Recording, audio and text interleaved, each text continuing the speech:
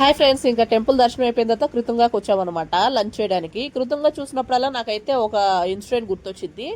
ఏంటి అంటే last time వచ్చినప్పుడు ఈ కృతంగాలో తినే ట్రీట్ ఇస్తా అని చెప్పి తీసుకొచ్చింది మా ఫ్రెండ్. ఇంకా మేమైతే నేను ఇంకా మా ఫ్రెండ్ వాళ్ళ అమ్మాయి, మా చెల్లి అయితే దిల్షునగర్ కాలేజ్లో చదువుకుంటుంది. అప్పుడు ఇంకా కాలేజ్కి వెళ్ళి మా చెల్లిని కూడా పిక్ చేసుకొని ఈ కృతంగాకి వచ్చి ఫుడ్ తిందాం అనేసి వచ్చాము. ఎవరో చెప్పారంట రాగి సంగటి నాటుకోడి పులుసు బాగుండిద్ది అనేసి.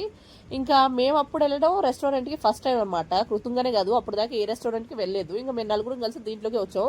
ఇంకా గొర్రెల్లాగా తను ఏది చెప్తే అది నమ్మేసి తన వెనకమాల వచ్చేసాం అనమాట. ఇంకా దాంట్లో కాస్ట్ వచ్చేసేసి ఇంకా రాగి సంగటి అండ్ నాటుకోడి పులుసు కాస్ట్ వచ్చేసి 750 ఎంత ఉంది. తను మొత్తం తీసుకొచ్చింది 700.